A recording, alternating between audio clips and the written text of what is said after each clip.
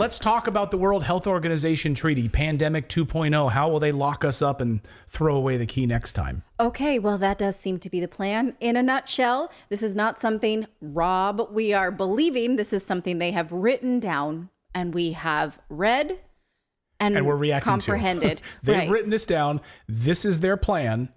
It is not just necessarily true. It is really true.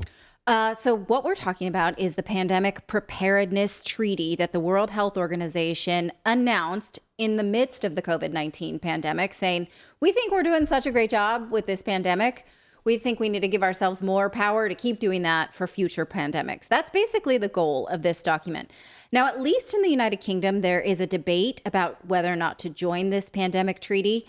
In the United States, there is a bill in the Senate, but it's kind of stalled there and it probably won't make any headway in advance of this binding treaty. Now, I can tell you that a damning speech in the UK Parliament by MP Andrew Bridgen is being suppressed online, and you better believe the mainstream media won't touch it. But it's an important speech. It was highlighted this weekend by Dr. John Campbell on his YouTube channel, and we are going to talk about it as well because it is so alarming. Now, first, a little bit of background. We've discussed this before, and I will just give you the Cliff's Notes. This is the WHO CA+. It's a treaty that the WHO is pushing on all 194 member states to give them control of all things pandemic. Now, when I read this a couple months ago, I presented you with this chart because it's sort of bullet points of what they want to do. They want to have the opportunity to define the next pandemic, determine lockdowns, when, who, how long. They want to give themselves surveillance power, determine treatments, vaccine mandates, vaccine distribution, vaccine intellectual property and profits, and they want to redistribute basically everything in the name of pandemics. This was my interpretation from reading the draft in February. They did meet again a few weeks after this and propose, sort of amendments to the drafts, but we haven't seen it yet. What I meant by redistribution of everything was literally from this statement from that draft saying the parties will identify and integrate into relevant pandemic prevention and preparedness plans, intervention that addresses the drivers of the emergence and reemergence of the disease from the human-animal environment interface, including but not limited to climate change, land use change, wildlife trade, desertification, and antimicrobial resistance. So that would claim that they could claim that anything and everything is a pandemic risk and then just have the power to change it. What you're using your land for, where you live, who you talk to, where you go to school. If anything, I mean, we saw school as a battleground for pandemics. If they decided that anything could be even remotely related to a pandemic, they would have the control to make changes. Now, beyond this... And you pair that with the Restrict Act that they're working on, where you basically will have a card that you're tied to, and if you don't go by what they're going to do, they can shut off, like you can only buy so many things, or they could make it so you couldn't buy things if you didn't do it. So it's like, it's kind of coincidental that these two things are being proposed at the exact same time. Or not. Yeah. Or not. Now, beyond this terrifying prospect, Andrew Bridgen, in his speech to Parliament just a few days ago, pointed out that the WHO will also decide what is science and what is disinformation, and then control what you can say around those parameters. Listen. This will be enacted in law and binding in those two new instruments, that the WHO has the ability to say what is disinformation. And when anybody says to you that the science is settled on any issue, I suggest that this House would smell a rat straight away, because science is never settled. There is always open for modification, for new things to be discovered, theses to be refined. And what the WHO is saying is that the WHO will be the arbiter of what the science is. And that cannot be right. All right. Now, in addition to those concerns, he brings up three additional important topics that I think deserve our attention. Who is the WHO? Who are their backers, and what are their conflicts? Well, who are they? This is one thing I may have missed before, is that they are a group that has superpowers, not because they're awesome and can like split wood like Captain America, but because they are immune to social order. Watch. The WHO is domiciled in Geneva, and so it has special status. Its employees are exempt from tax, and they and their families all have diplomatic immunity. It is indeed a supranational body, unelected and unaccountable. I think my constituents would fear that. Yes, I'm not his constituent, but I fear that. And the largest backer? Well, I'm sure you're going to get We're to going to get to Yeah. that. Yeah, I know you want to say the name so much that rhymes with Schmilfates. Schmilf Gates. But we're going to get there. Now, about those superpowers, most of us already know Dr. Tedros, and we are going to get to him later as well. But here's a name that Andrew Bridger mentions that's new to us, Dr. Harsh Vardhan, who joined the WHO in May of 2020. Sorry, I'm going to let him tell us about Dr. Vardhan.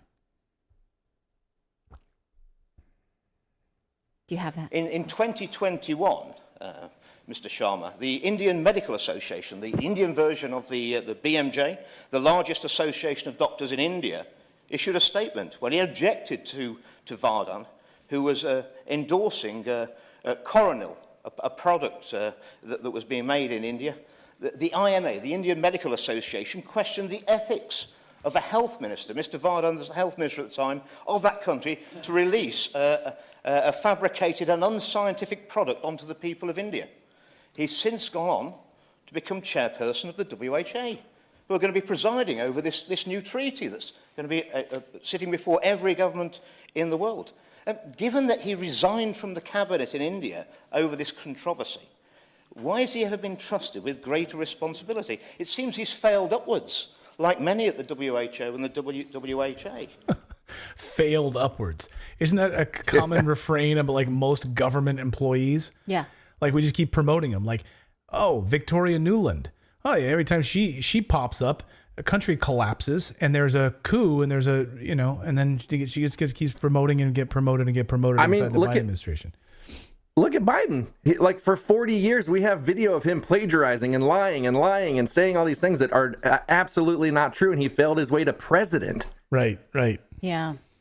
Now, Bridger goes on to talk about how the WHO's original goal was to respect state sovereignty, meaning each government gets to decide what to do based on the will of its people. But that will end based on this new treaty. And whose priorities then does the WHO serve? Well, he follows the money, which many of our colleagues here on different YouTube channels and Rumble channels have already followed. But many may have not heard this before. It's, of course, Bill Gates and his entrepreneur buddies who fund experimental, I want to call them transhumanistic projects. That was sarcasm. I know you've heard of Bill Gates, and I know you know this, but let's let him make this connection because I think he does so very well. But who's now funding the WHO? Like many of our regulators in the UK, the MHRA, 86% funded by industry sources. The Joint Committee on Vaccination and Immunisation, in their personal declarations, they declared over £1 billion of interests in Big Pharma, the thing they were set out to regulate. This undermines public confidence. Well, the WHO now is no longer anything like majority funded by its member states, the people who it is seeking to control. It's 86% funded by external sources. I'm not sure that my honourable friend for Winchester is correct. The UK is not the third largest donor. The second largest donor, it's the third largest donor. The second largest donor after Germany is the Bill and Melinda Gates Foundation. And I think Gavi is the fifth. So you add those together, they are the biggest donors to the WHO. And you have to think, why are they doing this? They're also the biggest donors or biggest investors in pharmaceuticals and the experimental mRNA technology, which proved so profitable for those who proposed it and produced it during the last pandemic. Indeed, the WHO, it says the member states' contributions to WHO funds have been capped and today account for only 16% of WHO's total budget, with an increasing share of funding to WHO coming from voluntary contributions, where donors direct funding according to their priorities. Well, their priorities might not well be the priorities of my constituents in North West Leicestershire or the electorate in the UK, but he who pays the piper calls the tune. Well, that's easy to verify, actually, because here is the WHO's own reporting on its own website of funding through the end of 2021. We don't have 2022 in yet. There's just a placeholder on the website. But he's right. He mentions 86%. If you take a look at this voluntary contributions, it's 76.8%, plus there's sort of thematic voluntary contributions, which I think is what he means by like Gavi, which is immunization fund. So if you think about it for a second, that means 86% of WHO funding comes from private contributions. That means that wealthy donors and corporations will be controlling government policy for almost all of the developed world when the WHO takes on these powers. So already these wealthy people and organizations who control politicians, this would mean they won't have to, right? They can skip the politicians who have been disenfranchised, have no power anymore, because it's concentrated in this one organization. And this is not hypothetical. It's literally what the document says. And it will happen. Listen to what Bridgen says, who says it will happen unless some bold politicians decide to stop it. So it's clear there's a strong external influence on the policy of the WHO, an entity which, if the amendments to the International Health Regulations and the Pandemic Treaty were to be passed, and doing nothing is not an option, if this House does nothing and does not vote, they will come to pass by May 24. So doing nothing is not an option. It isn't going to go away. May 24 is too close of a date, if you ask me. Now, here is how absolute power this would be, an alarming bit about who holds power. We're going to talk about Dr. Tedros, and he goes on about this. Now, before we watch this, and on this theme of like handing over power, he's warning people in this room that they will be giving up their power to govern to the World Health Organization and maybe not even ever get it back. And the people sit there like Lego minifigures, like, that's fine. I'm sure we'll get it back. They don't even seem to give a fart. It is crazy how serious the things he's speaking about and how little body language they respond to it. When I was listening to this today, I listened to it a few times. And the first time I was driving and I was just like, what? Yeah. What? Like, but listen to how these people do not do this. Watch. This is Britain, though. Watch. Yeah. And it says that he can bring it in on the suspicion, the risk of an international incident. It doesn't even have to be about a pathogen that's affecting humans. It can affect animals. He's taking the powers because it could be because of the environment or an increase in the levels of CO2. I suggest that honourable and right honourable members read the treaty. It's a massive extension of powers, and at the drop of a hat, one man, Mr. Tedros, can call for massive powers to the WHO, and not only will he call when he takes the powers, he will decide when the pandemic or the emergency is over, and when he'll possibly give us the powers back to this House, where elected representatives are supposed to be representing the interests of our constituents. Well, that will all be suspended. And I would, while we're talking about Mr. Tedros, I would just remind the House that this gentleman who will be deciding the fate of the world, it'll be within his gift to call these emergencies. The conduct of the WHO in the recent Ebola outbreak in the Democratic Republic of Congo, where 83 individuals who are working for the WHO sexually abused local women, and including the sexual assault of a 13-year-old girl. And it was all covered up, Mr. Sharma. And in a leaked document from the WHO, which would have been in front of Mr. Tedros' committee, a confidential UN report submitted to the WHO last month concluded that the manager's handling of the case didn't violate WHO sexual exploitation policies because the woman concerned was not a beneficiary of WHO aid since she didn't receive any humanitarian support. That is completely unacceptable. If that's the rules of an organisation, they'll be deciding whether my constituents are locked down for 6 months, 3 months, and whether they can go and see their granny. I don't think it's acceptable. No, not acceptable, if you ask me. Now, if the World Health Organization, I think we should all ask ourselves this. Let's do a thought experiment. If they had been a beacon of leadership during the COVID-19 pandemic, maybe we could see why politicians allow this. But I don't know who amongst us would agree that that was the case. Listen to him talk about how the World Health Organization did not get an A during the COVID pandemic. The WHO let us down over COVID with their response. In January 2020, as already been pointed out, they were still telling us that there wasn't person-to-person transmission of the virus. That was wrong. That was wrong. And then they prescribed lockdowns and mass vaccination during a pandemic which drove mutations.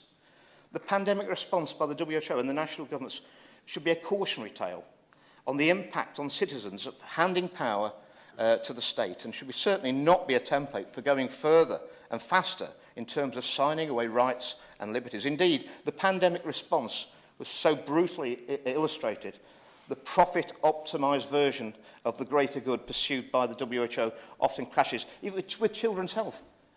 Before I spoke out on the 13th of December with regard to the risks of the experimental mRNA vaccines, the MHRA were looking to authorise the vaccination of children down to the age of 6 months in this country. I'm very grateful that the government listened, and we didn't do that. Indeed, it was then pushed back to people over 50, and after my speech on the 17th of March, I'm delighted that the government now has put it back to only those over 75. That's in a few months. That's a huge difference from we're going to vaccinate everybody, and I think that tells the tale of, if we were all under one rule, we'd be doing exactly the opposite of what this country has individually decided to do.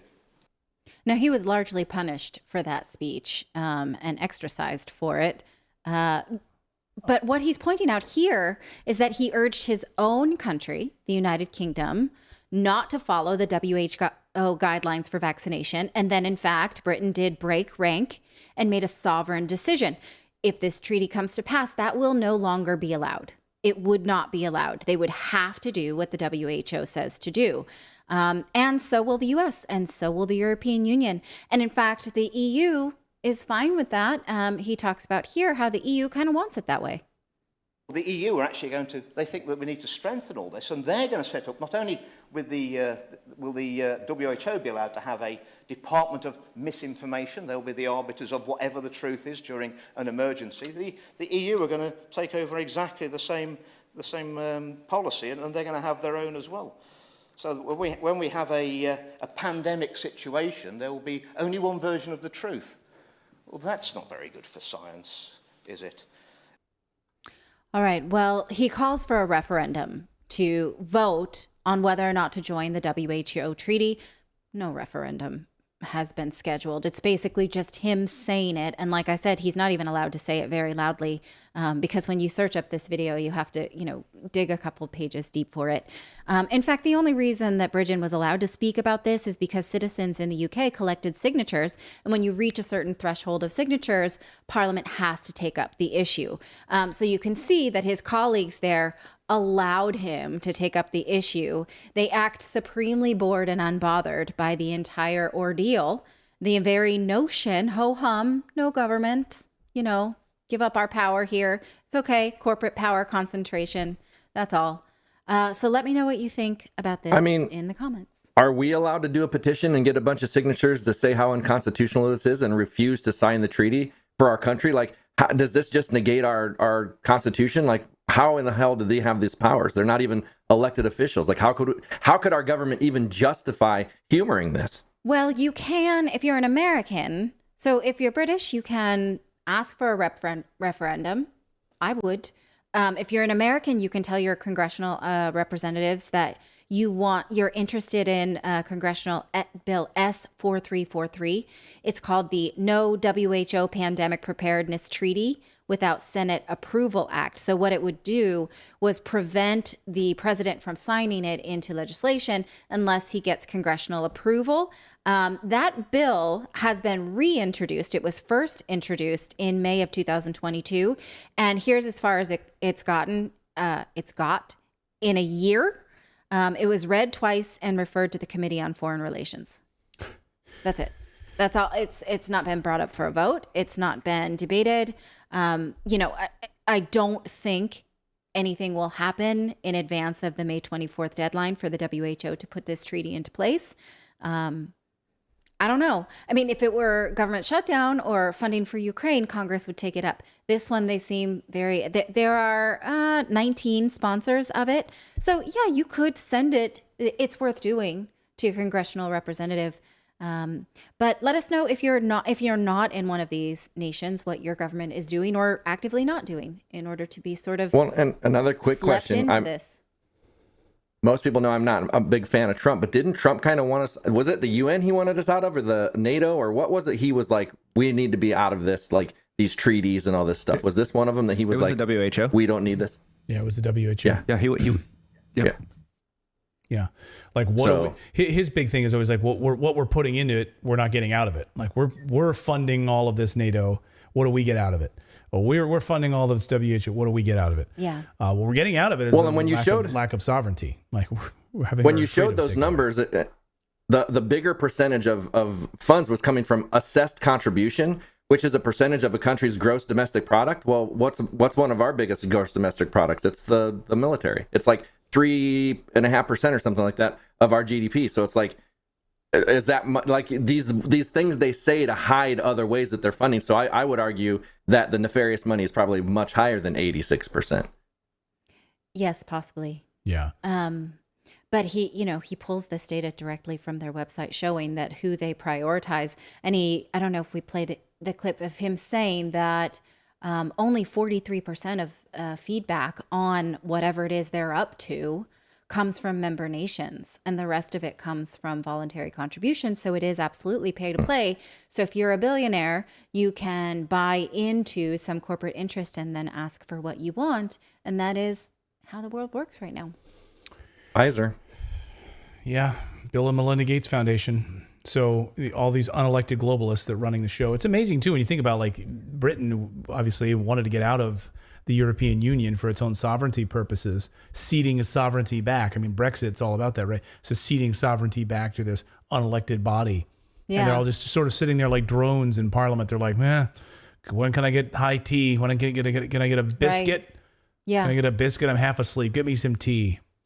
It's unbelievable. These people do the bidding of these people. Anyway, they're all in the tank and all paid for. Thank you so much for watching this segment here at Redacted. We are live every day at 4 p.m. Eastern Time, trying to share the stories that the mainstream media will not cover. You should also come over and join our community of Redacted Rebels over at redacted.inc. That's our private locals community where we can share exclusive content that we simply cannot share here on YouTube. Come over and join the rebellion together right now by going to redacted.inc. We'll see you next time.